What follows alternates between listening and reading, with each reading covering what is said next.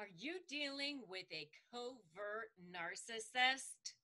Did you know that in some ways they are actually the most dangerous form of narcissist? Yep, it's true. So stay tuned to find out why covert narcissists can be the most dangerous form of narcissist and what the warning signs are. Hi, I'm Rebecca Zung, top 1% divorce attorney and the best-selling author of the books Negotiate Like You Matter and Breaking Free, a step-by-step divorce guide. And I've helped thousands of people just like you go from lives of drama, trauma, and chaos to step into lives of freedom, possibility, and purpose. And I give all my tips and tricks right here in these videos. So make sure you hit that subscribe button, hit that notification bell, so that you can be notified every time I upload a brand new video. Now, if you are dealing with a covert narcissist or any kind of narcissist, whether they're overt or grandiose or malignant or covert is what we're going to be talking about today, or a combination of any of the kinds of narcissists, then you're dealing with a hellish personality, a heinous personality. But there are some things about covert narcissists that can make them even more insidious than the other types of narcissists.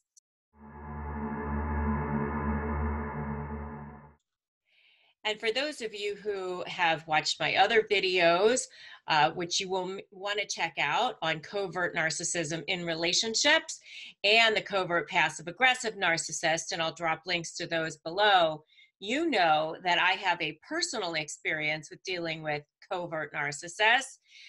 Not as husbands, but as people who were close to me, who I became the target of these heinous creatures. So this is the kind of narcissist that I personally disdain the most. So in some ways, this is like my PSA, my public service announcement to warn you against these personality type or this personality type and what to look for in this personality type. So one of the things that you should know about covert narcissists is that they are 100% narcissists. So they have what Dr. Craig Malkin calls the triple E, which is that they exploit, they feel entitled, and they lack empathy. So they still are all 100% narcissist, like all narcissists are. And the other little kind of dangerous thing about covert narcissists is that they can sometimes be grandiose narcissists that act covert, which is kind of confusing too. You know, sometimes these different types of narcissists actually vacillate back and forth between the various signs of the types of narcissists they are. But what I'm going to be talking about today is actually more of your pure covert narcissist, which is the kind that I've actually had to deal with, and why I think that they're so dangerous. Because, you know, if I could be fooled, then anybody can be fooled. And I really just had to literally work these people out of my life in the last year.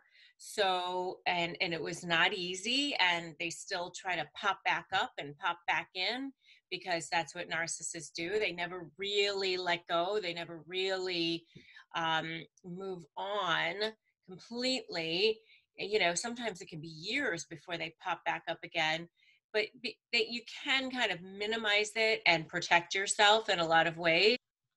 And that's why I'm doing this video, because I want you to know the signs of abuse, okay? So the thing about covert narcissists is that they don't look on the surface like regular narcissists. Regular narcissists, what I call the garden variety narcissist, is more of your grandiose varietal, the kind that goes around telling everybody how great they are all the time. Covert narcissists don't do that.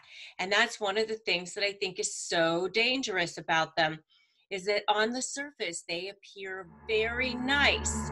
They appear like good people. Lots of people love them. They can be politicians. They can be clergy. They can be lawyers, doctors. They're often in positions of respect because, of course, they're narcissists. They feed on that respect. Remember that the narcissist actually has no inner sense of internal value. They get all of their sense of value from the external.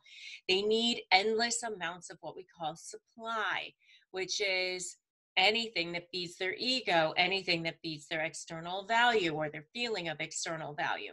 So supply can be in the form of money, compliments, prestige, anything that they think is going to give them more value. So here's the problem with a covert narcissist, and one of the things that is so dangerous about them is you're not going to hear them say, I'm the greatest, look at my ratings, look how fantastic I am, I'm so smart, I'm the number one this, I'm the number one that, without anything to back it up. They just go around saying all of those things because they feed on that. They need to have it. Okay. So what a covert narcissist is more likely to do is put themselves in positions where they're going to get all of that, but they're not actually going to have to say it overtly. And so we're told that narcissists are brash, braggadocious, loud, assertive. Well, the thing is that covert narcissists don't come in that format. They're usually much nicer. They start off by, giving you lots of things. That their version of love bombing is often being the perfect person for you in, they can put you in positions that you want to be in, or give you speaking engagements that you think that you want, or introduce you to the person that you want to be introduced to, or they're the perfect cook or the perfect mother, or whatever it is that you want. This person just seems so nice and so wonderful. And yes, malignant narcissists can do that too, but the difference with covert narcissists is that they don't come off that way, where they're loud and braggadocious and flashy. They come off as really nice, sometimes even quiet, sometimes passive, sometimes demure. So that's one of the things that I think is super dangerous about covert narcissists. One of the other things that I think is really dangerous about covert narcissists is that they come off looking very successful, often on the surface. And, grandiose and malignant narcissists can do this too, but grandiose narcissists come off as super ambitious, super successful, whereas the covert narcissist is often, they make it look like they've had that sort of success, but if you look just beneath the surface, they haven't actually gotten that success. And so they have a lot of bitterness and resentment about the fact that, everybody else has more success than they do. And, that their failures are other people's faults because, something happened with their business, or this person sabotaged them in some way, or maybe they were just getting going and they had to close their business, or they had to move, or something happened, and so they have all of these sort of failed ambitions and feeling of emptiness, and they often feel have a tremendous sense of depression and emptiness, and sometimes they'll even tell you that they have bouts of depression, but they don't tell you it's because of their failures in business. They'll tell you it's just that they have these afflictions, because one of the other things about covert narcissists is they often are very good at playing the victim. All narcissists do that, but the way covert narcissists do it is that they're kind of sad, and people aren't treating them well, and they just didn't get a good lot in life, and the world is unfair to them, and so they end up feeling depressed and empty, and they often have sicknesses, um, so that they can get sympathy from people around them, garner lots of pity from people. Oh, so and so's always getting a bad deal. There's a lot of payoff sometimes for being a victim, and a covert narcissist thrives on that payoff from being the victim. So the other thing about covert narcissists that I think is super dangerous is that they're super passive aggressive. And this is the one thing that really was like very confusing for me, and the two passive aggressive narcissists that I had to deal with, the covert ones, is that they would do these little things that on the surface would seem so nice.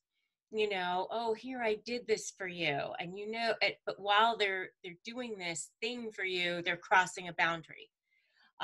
Or they don't do something that they say they're going to do. And then when you ask them about it, it's, oh, I forgot, or, oh, I misunderstood you, or, oh, we had a conversation about that, remember? And we decided to do this. And it's absolutely not something that we decided to do, but it's them trying to make an excuse for behavior that they know has been hurtful to you. And so they try to get you to say that, basically you went along with that. And when you try, and it's little things, it's that little drip, drip, drip on your forehead, little things. In Debbie Mirza's book, The Covert Passive Aggressive Narcissist, she gives an example of a husband who would go into Starbucks to get coffee, and the wife would stay in the car, and the husband would say, what do you want, anything? And she'd say, yeah, I'll have, a vanilla latte or whatever. And he'd get back in the car and start to drive away, and she'd say, what happened to my latte? And he'd say, oh, I forgot to get it for you. But then he wouldn't go back into the place to get it. So and it was like a little thing that if you tell somebody, oh, I didn't get the latte that I wanted, then you come off sounding petty. And you start to think, well, do I blow up a whole marriage over that? I mean, that seems so ridiculous. But what they're really trying to do is send you this message that they think so little of you, or that you're not worthy in some way, because that's how narcissists get supply. They get supply by building themselves up and cutting you down. And so they do these little tiny things that in the surface, if you tell somebody about it, it just doesn't seem like that big of a deal. They're very, very passive aggressive, and it can leave you feeling confused and after a while abused, and actually traumatized because of the way they act. And if this is sounding really familiar to you, give me a totally in the comments. Is that they're 100% narcissists, but they are really, really good at being manipulative, very good at hiding their manipulation, very good at disguising it as something else, as disguising it as that, I just, did this little thing for you. And that the hair on the back of your neck is standing up like, that's not something nice. One of the things that I've heard during this, I'm taping this while we're still in this global pandemic, is, that the covert narcissist in people's lives are leaving food by the door. And that that's like a message of, I know where you live, or I still have control over you, or I know what you want. But the rest of the world is like, oh, the person left you a care package. How is that bad? Why is that? Well, we all know that the person is so nice. We all know that the person is such a good person. So what's your problem? And so while they're lining up their flying monkeys and they're telling everybody, how wonderful they are or how wronged they've been by you. Because, oftentimes you actually look like the stronger person because they've put themselves in this light of being the nice, caring, kind person. So you obviously must be the one that is wronging them in some way. And you almost feel paralyzed to, like, how do you even um, right that wrong of what people are thinking about you? And the way I've just come to deal with it is, number one, I have major boundaries. I do not look at what these other people are doing. I don't look at their social media. I block them on my social media so that they can't see what I'm doing and, continue to, have access to what I'm doing. I don't want them to think that I'm interested in what they're doing at all, because I'm not. I just want to look forward, not back. I don't want their energy in my space. I don't want to even be thinking about them.